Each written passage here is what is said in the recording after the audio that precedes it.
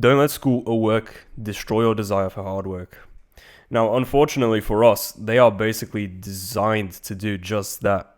Because school and work drain you. You know this very well. You can feel this on the daily. But do you know why this is? It's because they pair unwanted tasks and unwanted social interactions. It doesn't take a genius to figure this out, and you know it again.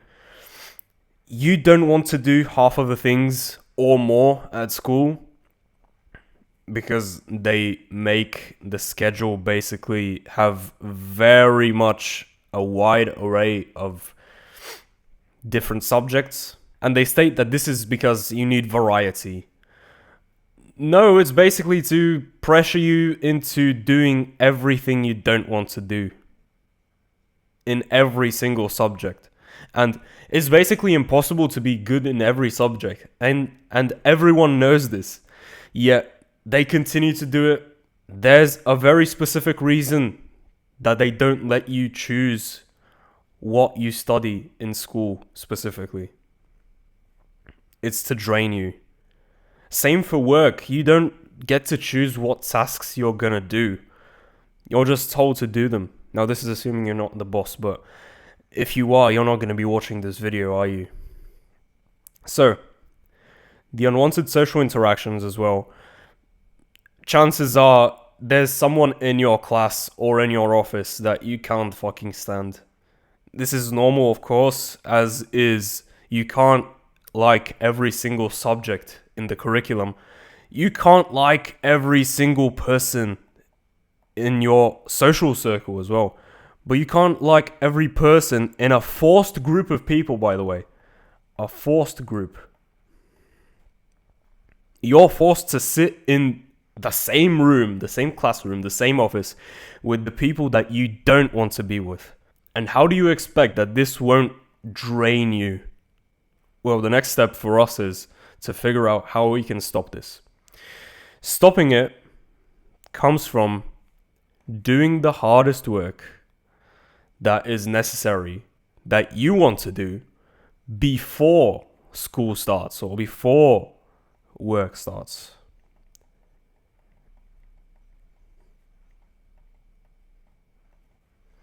Now, when I'm talking about work in this sense, I'm referring to the normal 9 to 5, which everyone wants to escape, basically.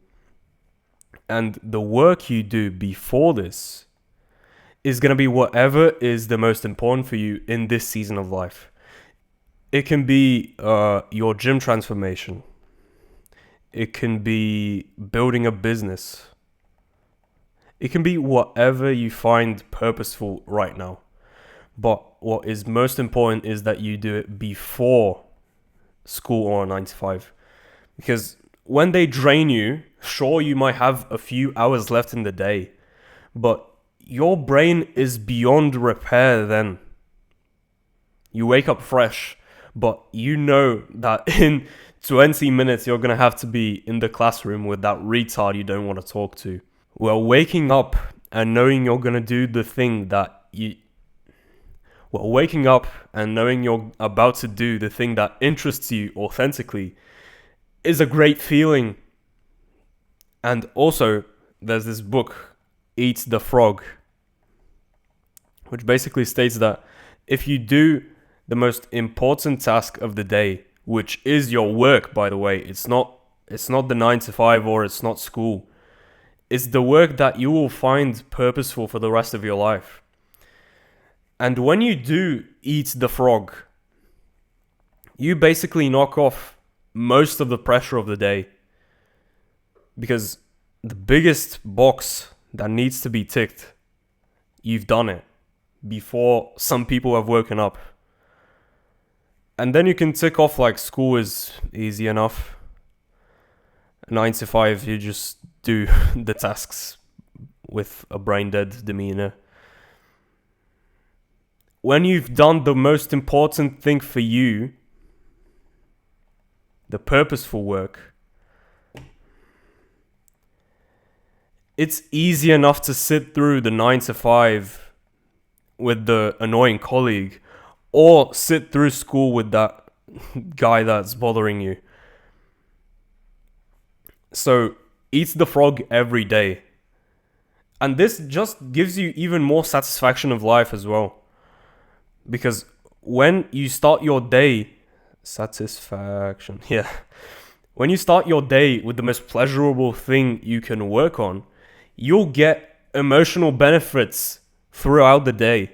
When you randomly think back to the morning when you came up with that great video idea, for example, you're not gonna be depressed that you're in work right now. No, you're actually gonna be pretty happy that you did what was needed of you first thing in the morning, and then you did what was required of you. So think for yourself more and do this. Now, this goes to say, do it at a manageable rate. Like, don't expect that you're going to be some David Goggins disciplined person from the get-go and wake up at 3 a.m. and start running and expect to run a half marathon before work. That's not how this goes. You have to...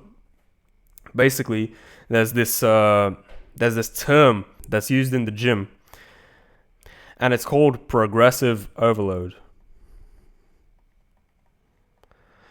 What this basically means is you're not gonna go into the gym and load on 100 kilos on the bench press and expect to basically move the weight on your first day.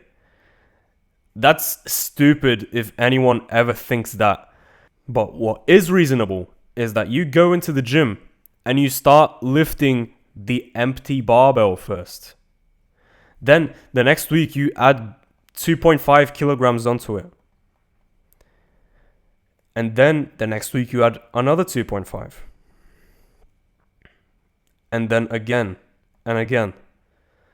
And when you add it up consistently enough, you're going to reach 100 and more. And you didn't injure yourself. Like, you could kill yourself with 100 kilograms on your first day. But this is at a manageable rate, and you did it perfectly fine, didn't you?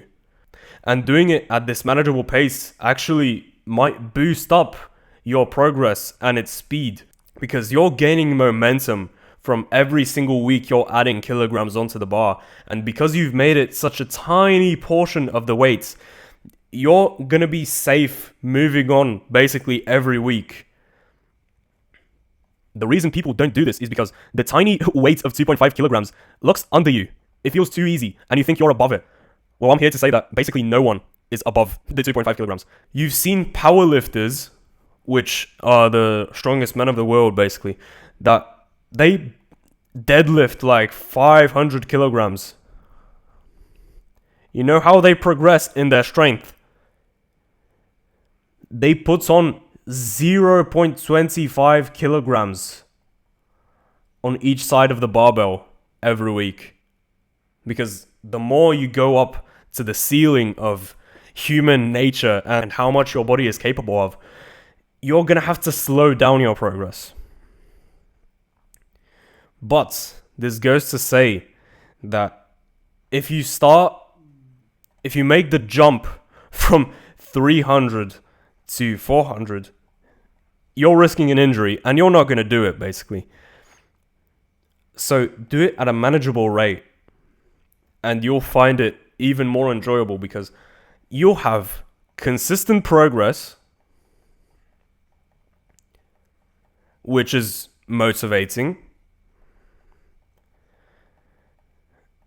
You'll have a low risk of injury, and you won't risk burnout. And this is only for the gym. I'm just giving examples here. But you can apply this to basically everything in your life. So as a conclusion, eat the frog before school and before your 9 to 5. And you will never look back. Because the most valuable time of your brain will go towards your purpose. And you'll be happy with the work which you're producing here, which is the most important to you anyways. So basically, be a bit more selfish and prioritize the work that makes you feel happy and fulfilled when you've done it right. And when you do it right, your performance in school and in your 9 to 5 is going to shoot up anyways. So it's a win-win for everybody. Thank you for watching today.